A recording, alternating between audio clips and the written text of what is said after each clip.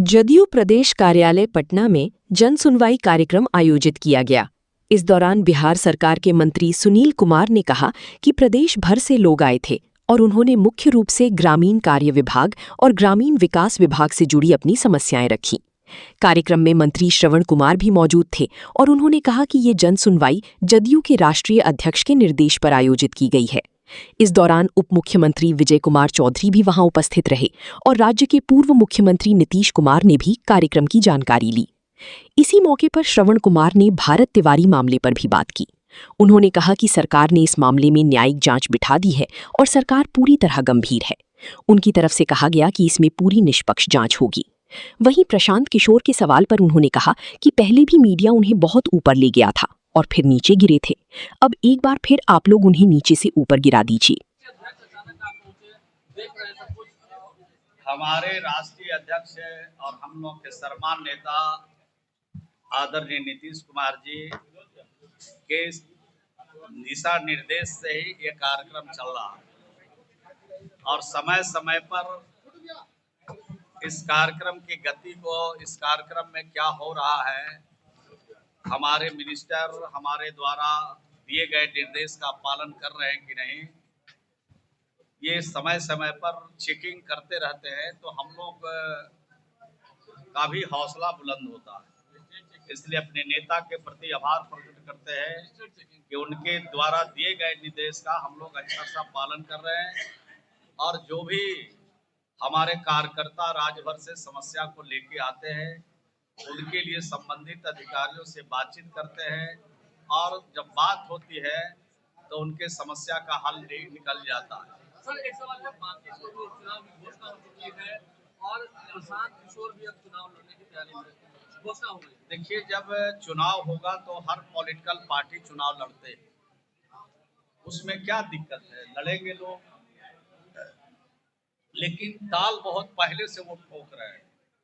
विधानसभा के चुनाव से पहले भी ताल ठोकते थे, अब बाई इलेक्शन है तो उसकी भी भूमिका बना रहे हैं और विधानसभा के चुनाव में बिहार की जनता ने उनको पूरी तरह से खारिज कर दिया।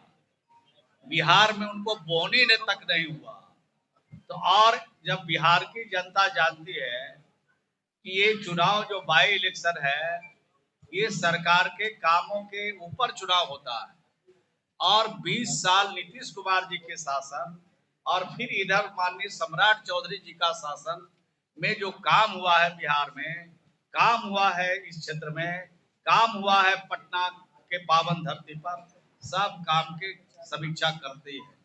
ये 20 साल और सम्राट चौधरी जी के शासन में और नीतीश कुमार जी के शासन में कोई घर नहीं बचा है, कोई बिरादरी नहीं बची है, कोई मजहब नहीं बचा है, कोई टोला नहीं बचा है, कोई मोहल्ला नहीं बचा है जहां हम लोगों ने काम नहीं किया है।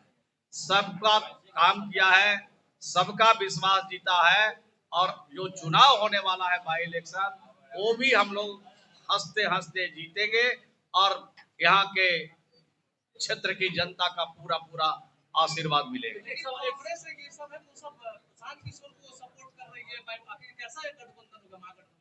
लोढ़ा से खरियान नहीं भरता है।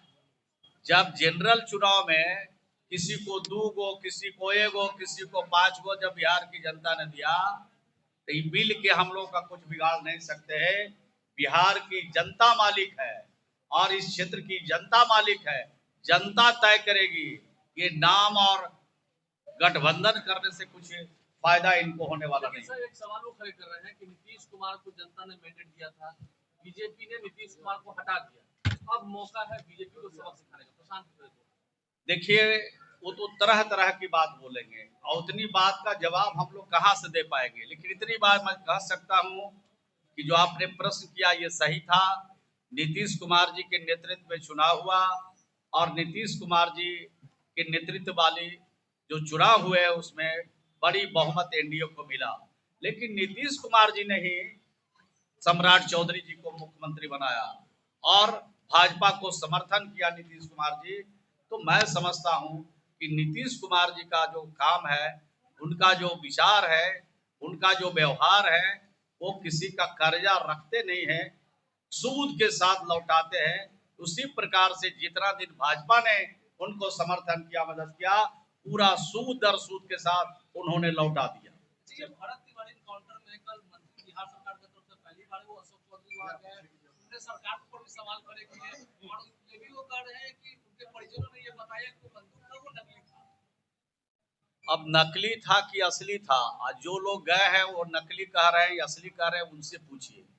मैं इतनी बात के दरबार में आए हैं और ग्रामीण कार्य विभाग और ग्रामीण विकास विभाग से संबंधित आम जनता ने अपनी बातों को रखा है, पेशेंस दिए हैं और उसमें कुछ पर हम लोग त्वरित कार्रवाई कर रहे हैं।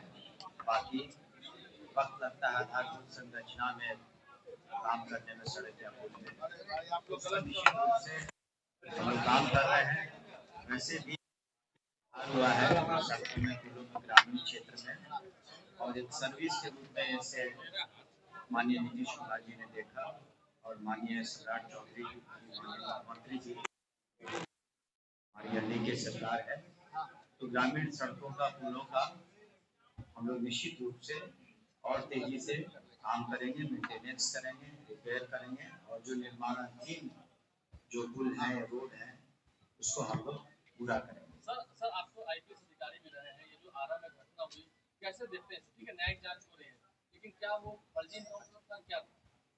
देखिए, जब एक मामला न्यायिक जांच के अधीन आ जाता है तब किसी भी सेवक को, पब्लिक सर्वेंट को उस पर टिप्पणी नहीं करनी चाहिए। जो मैटर जुडिशियल इंक्वायरी में है, ताकि जो जुडिशियल इंक्वायरी बिल्कुल निष्पक्ष रूप से, पारदर्शी रूप से न्याय संगत कार्रवाई के लिए अपनी अनुशंसा भेजेगा। माननीय मुख्यमंत्री श्री सम्राट चौधरी जी ने उसका संज्ञान लिया, जैसे माननीय मंत्री बता रहे थे, और उस पर जुडिशियल इंक्वायरी शुरू हो गई है। तो जब जुडिशियल इंक्वायरी प्रोसेस में है, तो उस प्रोसेस के बीच में एक पब्लिक सर्वेंट को टीका टिप्पणी करना या उस पर अपना ओपिनियन देना युक्ति संगत या न्याय संगत नहीं होता। सर पथ निर्माण विभाग के मंत्री कह रहे हैं कि कब तक रेवड़ी बटेगा, टैक्स लगेगा, टैक्स देना होगा। देखिए, उसमें अभी जहाँ तक हमारे संज्ञान में हमें मालूम है, उसमें एक निश्चित रूप से एक प्रोसेस को अपनाया जाएगा। अभी उसमें सब तरह के सड़कों पर कितने वाहनों की डेंसिटी है, कहाँ टोल टैक्स है, तो ऐसा नहीं है कि नेशनल हाईवे पर टोल टैक्स नहीं लगते हैं, वहाँ भी टोल टैक्स लगते हैं। तो स्टेट हाईवे की जहाँ तक बात है, उस पर आरसीडी डिपार्टमेंट और बहुत सोच विचार करके ही निर्णय लेगा, और अन्य राज्यों में भी इस तरह की व्यवस्था है। लेकिन जो भी निर्णय लिए जाएंगे वो जनता के सहूलियत को देखते हुए लिए जाएंगे, और अर्थ की भी जरूरत पड़ती है इकोनॉमी में, विभिन्न स्रोत होते हैं रेवेन्यू के। ग्रामीण आवास, ग्रामीण गांवों में भी अब टैक्स लगेगा जी नहीं, ग्रामीण कार्य विभाग और जो ग्रामीण जो कार्य विभाग है, तो वहाँ पर जो गांव के सड़कें हैं उसकी बात नहीं हो रही, घरों पे बात हो रही है। घरों पे तो लगेगा, उसके बारे में माननीय मंत्री जी ने बताया भी है, पूर्व में लिया है कि ऐसा नहीं है कि तत्काल सारे निर्णय लिए जाएंगे, सभी का सर्वे होता है, उसके बाद एक उचित निर्णय पर पहुंचा जाता है, चाहे रोड का मामला हो, घर का मामला हो, किसी तरह का। अभी आपने देखा कई सालों बाद जो रजिस्ट्री फीस है या सर्कल रेट है, उसमें इजाफा हुआ है, करीब 8-10 साल के भी ऊपर उसमें हुआ है। तो समय समय पर सरकार, एनडीए सरकार निर्णय लेती है, लेकिन लोगों को हित में देख करके जो सबसे श्रेष्ठ होता है वही निर्णय लिया। चुनाव में जो रेवड़ियां बांटी गई उसी के लिए मतलब ये हालत हो गया है। अब जनता पे सीधे बड़े टैक्स बढ़ाए जा रहे हैं। देखिए, जो सरकार, एनडीए की सरकार चाहे केंद्र में हो चाहे राज्य में हो, ये वेलफेयर स्टेट में कई चीजों की विशेष करके आम आवाम को, जो खास करके वैसे परिवार जो बीपीएल के नीचे हैं, जैसे केंद्र सरकार के द्वारा, माननीय प्रधानमंत्री के द्वारा जो राशन की व्यवस्था की गई है 80 करोड़ से ज्यादा को, तो उसकी आवश्यकता पड़ती है तब ऐसे कदम लिए जाते हैं। वेलफेयर स्टेट में कहीं कहीं पर आपको टैक्स देना पड़ता है, इनकम टैक्स जो दे सकते हैं देते हैं, और कई जगहों पर सरकार प्रावधान करती है कि आम आवाम को, गरीब जनता को जो है उसको एक वेलफेयर स्टेट के तहत कुछ